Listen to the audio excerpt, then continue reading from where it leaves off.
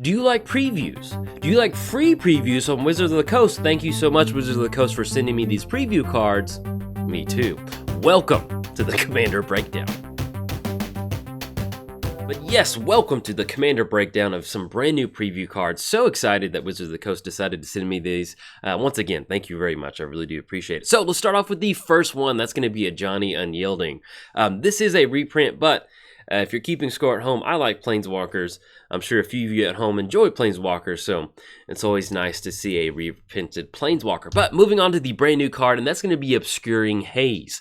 If you control a commander, you may cast this spell without paying its mana cost. Sign me up. I love free spells. Also, prevent all damage that will be dealt this turn by creatures your opponents control. This is kind of borderline heroic intervention in a way. You know, your creatures have this pseudo-indestructible because no combat damage can be dealt to them.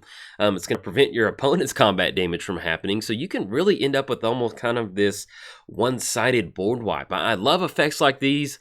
Definitely going to be running this on a lot of my decks. You know, there's just a lot of times to where if you can just kind of counter, you know, one of the things that makes heroic intervention so good is that you can basically, it reads counter board wipe.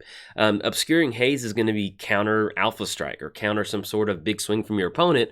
They're swinging in, you're going to be able to give your creatures quote-unquote indestructible because no combat damage is going to happen, and you can deal that combat damage to those creatures. So absolutely love this card. Can't wait to run it in a lot of my commander decks.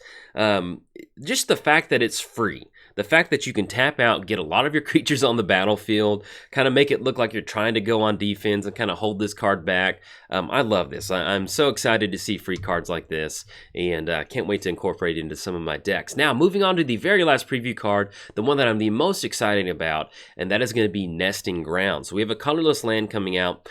Tap, enters the battlefield untapped, which is always nice, especially in a utility land. For 1 mana activation, move a counter from target permanent you control onto another target permanent. Activate this ability only anytime you could cast a sorcery. So, long story short, you can move a counter from one permanent to another permanent. It doesn't really matter if it's a +1 counter, if it's a loyalty ability, whatever that may be, it's just going to give you access to moving counters around.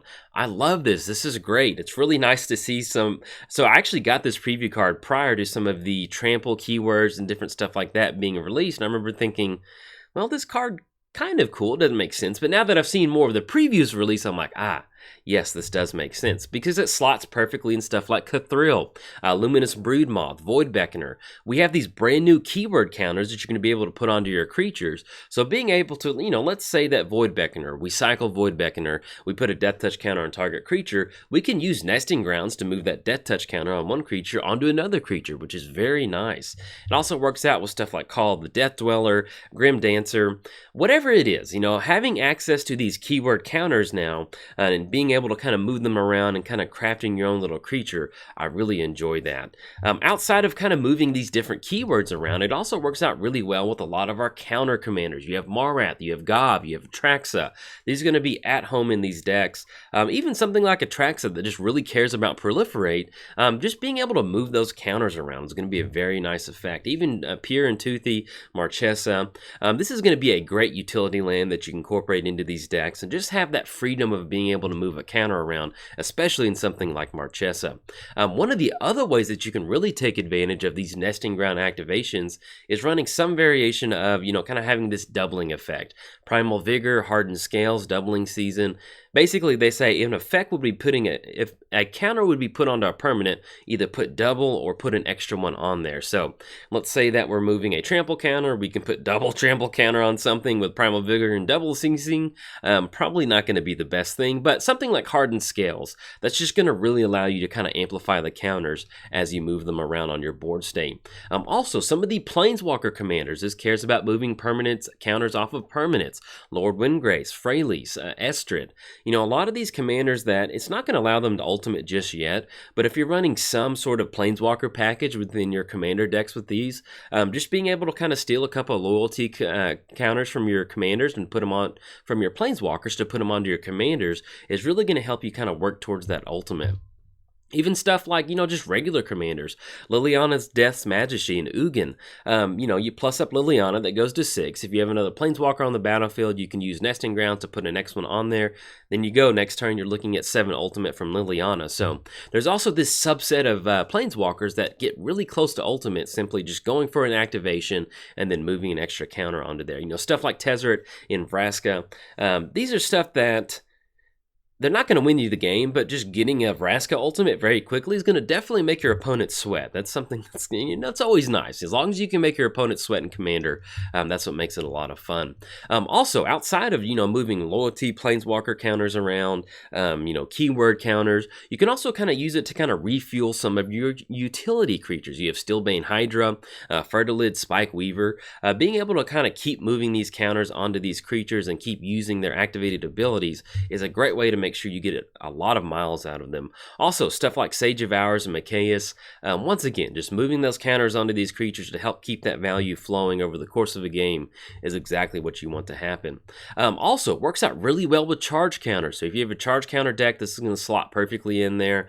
Let's say you tap out for 1 on Astral Cornucopia, you have some really good charge counters going, you just kind of keep moving them onto these different ways to generate mana, which is really going to help you out into the late game. And of course, some of your utility artifacts that have charge counters, that's going to be Lux Cannon, Titan Forge, and Grind Clock. If you have a charge counter deck, hey, you can, whatever you want to do, you can put them on a lot of different stuff. Some of the other cool things that you can do with it is kind of using it for some of these enchantments that enter the battlefield with these weird counters. So you have Celestial Convergence, enters the battlefield with 7 Omen counters on it. Once you remove all those Omen counters, if you have the highest lives total, it's going to go for you that alternative win condition. If you're building a deck that doesn't care about winning and you have these goofy enchantments in here, it's going to work out really well. Even something like Bounty of Luxa, you can kind of set up a dam for the river to kind of control those flood counters. Or even something like Divine Intervention. Because really, if you go for Divine Intervention and it resolves and you get those intervention counters, you've already won the game emotionally. Even though technically you don't, but it makes you feel good. And then stuff like a Rick Smith and Thing in the Ice. Thing in the Ice, it's a little suspect with that, but just having access to move those extra counters off Thing in the Ice. Long story short, anything that enters the battlefield with a blank counter, something goofy on it that needs to get taken off, you can kind of help speed up that process, which is a very nice feeling. And of course, all the people out there who are Woolly Razorback fans, there we go. We can really start chipping away at those ice counters and end up with a really nice Woolly Razorback. I actually run Woolly I used to run him in Breon Stout Arm, so, but I don't think I'd run that package. But I know there's a bunch of people out there who are really needing a land to make Woolly Razorback better, and now we have it. So, but that's going to be the end of the previews. Once again, thank you for watching, and if you enjoyed the video, hey, like and subscribe. Thanks. Bye.